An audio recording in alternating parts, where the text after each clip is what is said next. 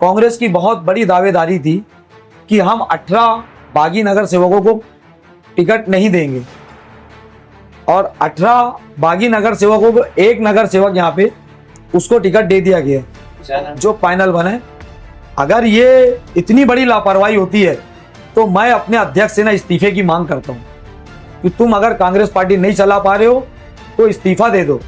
Hello friends, मैं हूं उबैद और आप देख रहे हैं भिवंडी टाइम्स। इस वक्त हम मौजूद हैं किदवाई नगर में वार्ड नंबर 11 में और आपको बता दें कि जब से ये उथल पुथल शुरू हुई है, राजनीतिक उथल पुथल की, यहाँ के लोग वहां, वहां के लोग यहाँ, यहाँ की टिकट वहां, वहां की टिकट वहां, इस तरीके का जब मामला शुरू हुआ तो जो लोग पिछले 4 साल 5 साल से किसी भी पार्टी से जुड़े हुए थे और ये उम्मीद लगाकर बैठे थे कि भाई जब इलेक्शन करीब आएगा तो पार्टी हमको टिकट देगी और वो अपने कार्यकर्ताओं के साथ कहीं ना कहीं अपनी पार्टी का कोई ना कोई काम करते हुए नजर आते थे, कोई ना कोई एक्टिविटी करते रहते थे। लेकिन अब जब से ये उथल पुथल शुरू हुई है, मामला इतना ज्यादा गड़बड़ हो गया है कि जो उम्मीद करके बैठे थे उनको तो टिकट मिलने से रही, जिनका नामो निशान नहीं था अब वो पार्टी से टिकट लेकर बी फॉर्म लेकर फॉर्म भरते हुए नजर आ रहे हैं। तो ऐसे ही एक नाराज शख्स जो उम्मीदवार थे वार्ड नंबर 11 से, और उन्होंने बहुत सारी बातें की है, पार्टी के ऊपर बहुत सारा आरोप भी लगाया है कि भाई पैसे लेकर टिकट दिए जा रहे हैं, या जो मैं उम्मीदवार था, मैं यहाँ का दावेदार था, लेकिन मुझे टिकट ना देते हुए वो टिकट किसी और को दे गई। बहुत सारी बातें उन्होंने कही है, आइए आपको दिखाते हैं। अब मुश्ताक भाई, आज आपने यहाँ पर प्रेस कॉन्फ्रेंस बुलाई है, क्या रीजन है उसके बारे में बताइए। रीजन साफ साफ है, आप लोग जानते हो कि आज 2-3 दिन में जो भिवंडी की राजनीति में उथल पुथल हुआ है उसके पीछे क्या कारण है, और ये जो हमारे सीनियर लीडर लोग हैं जो हमको बहुत आसानी से बेवकूफ़ बना रहे हैं और जनता को लगता है कि बहुत अच्छे हैं, उनकी हकीकत से मैं बहुत ये 2 रात में जागा हूँ और शायद कि मैं 32 घंटे से जाग रहा हूँ, सोया नहीं हूँ, ये नेताओं के पीछे दौड़ दौड़ के। क्या हुआ ऐसा आपके साथ, मेरा बताइए। मैं आज कांग्रेस पार्टी ज्वाइन किया जब मैं, तो मैं यहाँ से कम 80 से 90 लोग को बारिश में भिगाते हुए कांग्रेस पार्टी ऑफिस पहुँचता हूँ और वहाँ कांग्रेस ज्वाइन करता हूँ। वहाँ पे मेरे को बहुत आश्वासन दे के कि बहुत अच्छे, और जहाँ इनको इस्तेमाल करने का टाइम मिला मेरा इस्तेमाल किए।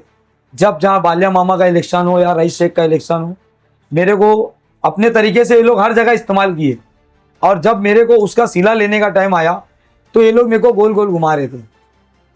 टिकट का देने का बोल के ये लोग टिकट मेरे को दिए नहीं, और जब मैं आखिरी टाइम पे इनके पास पहुंचा कि क्या हुआ तो ये बोलते हैं कि रईस शेख ने पूरा टिकट लेके बी फॉर्म चले गए। कहां पर, कौन से वार्ड की बात हो रही है? ये वार्ड नंबर 11 की बात कर रहा हूं मैं। अच्छा, जहां से मैं खुद उम्मीदवार हूं। आपको बोला गया था टिकट के बारे में कि आपको टिकट मिलेगा वार्ड नंबर 11 से? मुझे बोला गया था ओके कि आप मेहनत कर रहे हो, आपको टिकट मिलेगा, और मुश्ताक यहाँ का दावेदार है।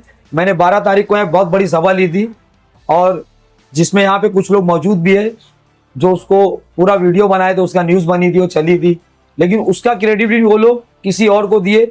ये मेरे को सुरेश टावरे साहब से पता चलता है कि मुश्ताक वो प्रोग्राम तुमने कराया था क्या? तो मैंने बोला वो प्रोग्राम मैंने ही कराया था और वहाँ पूरी मेहनत मेरी थी और मेरी टीम पूरी रात दिन एक करके उस प्रोग्राम को सक्सेस की। उसका क्रेडिट ये लोग ब्लॉक अध्यक्ष सिराज को देते हैं।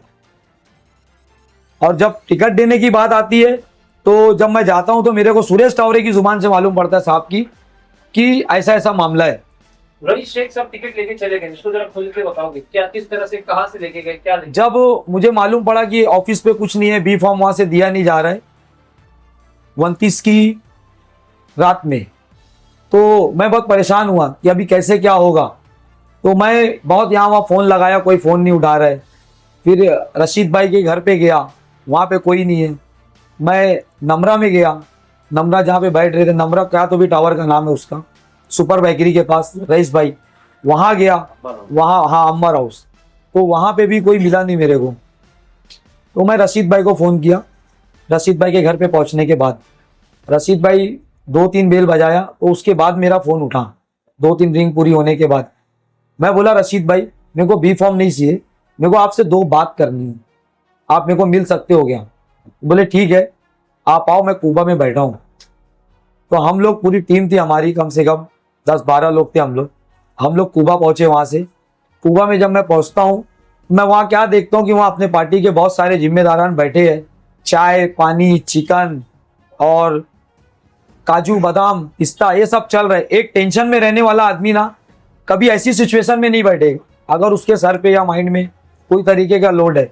मैं वहाँ जाके जब बैठता हूँ तो वो लोग तो पहले मेरे को कुछ टाइम इग्नोर करते हैं, उसके बाद जब मैं बात करता हूँ कि भाई मेरे को आपसे कुछ बात करनी, मैं इसलिए आया हूँ, तो बोले क्या बात है बोलो। बोला भाई आज 4 साल की मेहनत मेरी, अब मेरे को टिकट नहीं मिलेगा तो मेरे एरिया में मेरा मामला कैसा रहेगा। जो लोग मेरे से जुड़े आज तुम्हारे साथ तुम्हारे पीछे पीछे आए, कैसे होगा। तो रशीद भाई का जुमला मेरे लिए ये रहता है कि मुश्ताक हमारे हाथ में कुछ नहीं है और ये टिकट है ना 2 करोड़ में ऊपर के लोगों ने सौदा कर दिया है। रात में 1:20 की बात है ये शब्द किसने कहा? ये रशीद ताहिर मोमिन एडवोकेट साहब ने कहा कि 2 करोड़ पे सौदा हो गया। सौदा हो गया है ये वार्ड नंबर 11 की टिकट, पूरी ईस्ट की टिकट का। पूरी ईस्ट की कितनी हाँ। टिकट है पूरी ईस्ट में, कुछ मालूम है आपको?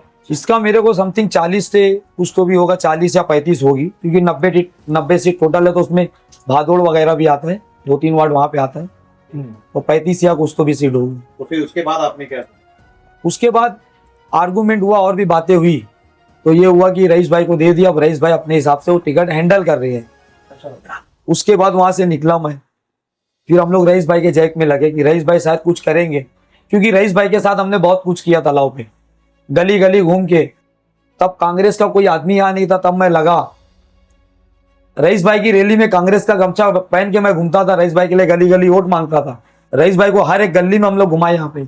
रईस भाई काफी अच्छे से जानते हैं कि मुश्ताक यहाँ कांग्रेस का कैंडिडेट है और अच्छी मजबूती में है।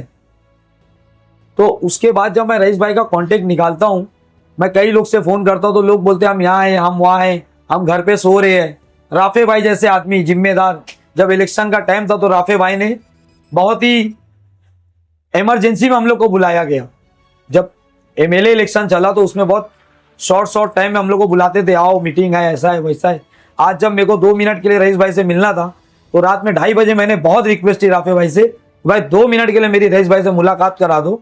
उनका जुमला था रईस भाई सो गए हैं और मैं घर पे हूँ, लेकिन मैं अपनी हार नहीं माना। मैंने पता किया, अजवा के बाजू में शालीमार साहिल ग्रुप की ऑफिस पे, साहिल ग्रुप की ऑफिस पे वहां पूरा मजमा लगा हुआ था। मैं पहुंचा तो वहां मेरे को रैयान काजी मिले। मौला रशीद ये रईस भाई से मेरे को बात करना है और शॉर्ट में कुछ बात करना, मेरे को मिला दो। उन लोग बोलते मीटिंग चालू है, वहां भी मिलने नहीं दिया जा रहा था। मौला ठीक है मैं देखता हूँ। मैं इजाजत लेके अंदर गया, अंदर जाके देख रहा तो कोई मीटिंग नहीं चालू थी, नॉर्मल सी 2 लोग बैठे थे, बात हो रही थी। तारिक फारूकी साहब आए, वो घुसे, उनके पीछे मैं भी घुस गया, कोई मीटिंग नहीं थी। मतलब वहां राफे भाई भी थे, वहां रईस भाई भी थे। मतलब एक कार्यकर्ता की जरूरत तुमको जब पड़ेगी तुम उसका इस्तेमाल करोगे, लेकिन जब कार्यकर्ता को तुम्हारी जरूरत पड़ेगी तो आप लोग उससे झूठ बोलोगे, मक्कारी करोगे।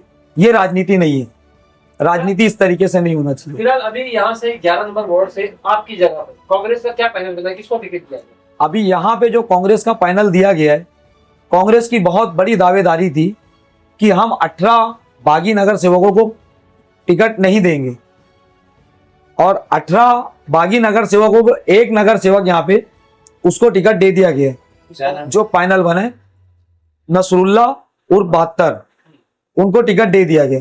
मेरे को नसरुल्ला उर्फ 72 से कोई गिला शिकवा नहीं है, उन्होंने टिकट मांगा। मैं गिला शिकवा करता हूं उनसे जिन्होंने उनको टिकट दिया।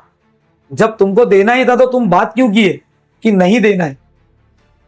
आश्वासन पे क्यों रखा गया? मुझे पहले से आप बोले तो मैं अपनी दूसरी तैयारी करता। पार्टी अपने कार्यकर्ताओं को हमेशा आश्वासन पे रखती है कि हम तुम्हारे लिए कुछ ना कुछ करेंगे। अब टिकट 40 है और उम्मीदवार 400, तो किसी ना किसी को तो सैक्रिफाइस करना पड़ेगा। तो इसमें नाराजगी वाली बात कहां से? मैं नाराज इस बात पे हूं ना कि अगर कांग्रेस पार्टी ने मेरा टिकट काटा होता तो मैं उस चीज को बहुत आसानी से हैंडल कर लेता, लेकिन मेरा टिकट वहां होते होते एक खेल होता है। रईस भाई आते पिक्चर में और वो कांग्रेस का टिकट एक समाजवादी का एमएलए बांटता है। वहां जब मेरा टिकट कटता है ना तो मेरे को तकलीफ। कांग्रेस के लोग आपके सपोर्ट में नहीं है? फिर कोई नहीं है, वो कहते हैं जाओ मुर्दाबाद का नारा लगाओ कांग्रेस। मतलब ये किसने कहा आपसे? जब रशीद ताहिर और अरसी आजमी साहब। तो मतलब कांग्रेस का भिवंडी से खत्म हो गई है, और कांग्रेस तो भिवंडी से जो तरीके से चल रहा है लगभग खत्म हो चुकी है। जो चीजें मैंने देखी है कल से लेके आज तक, और अगर आप बोलते हो कि ये टिकट ऊपर से सौदा हो गया है, कोई भी फार्म बगैर अध्यक्ष की मर्जी के कोई यहां से वहां नहीं कर सकता। अध्यक्ष एक शहर का जिम्मेदार होता है, कोई भी पार्टी का हो। अगर ये इतनी बड़ी लापरवाही होती है तो मैं अपने अध्यक्ष से ना इस्तीफे की मांग करता हूं कि तुम अगर कांग्रेस पार्टी नहीं चला पा रहे हो तो इस्तीफा दे दो। किसी जिम्मेदार को बैठाओ जो सारे को लेके चले। बड़े भाई को तुम बहुत मान रहे हो, छोटे भाई की गिनती नहीं है। ये तो नाइंसाफी है। फिलहाल क्या स्टेटस आपका कॉर्पोरेशन में? अभी आप इलेक्शन लड़ोगे आप? मैं इलेक्शन लड़ रहा हूँ और मैंने आज अपना फॉर्म जमा करके आया हूँ और इंशाअल्लाह लोक हिंद पार्टी से मैंने बी फॉर्म लिया है। एक मेरे को ऐसा लगा लोक हिंद पार्टी बहुत ईमानदार है और नो कमीशन और नो करप्शन उनका ये स्लोगन है। तो मुझे उनकी सारी चीज़ें, मैं गया उनसे बात किया, मुझे जमी। तो जब सारे रास्ते मेरे लिए बंद हो गए तो मैं ये रास्ता अपनाया हूँ और मैं इस लड़ाई पे 15 तारीख तक ऐसे ही लड़ूंगा जैसे मैंने 4 साल कांग्रेस को दिया और इंशाअल्लाह 16 को मैं जीत के आऊँगा।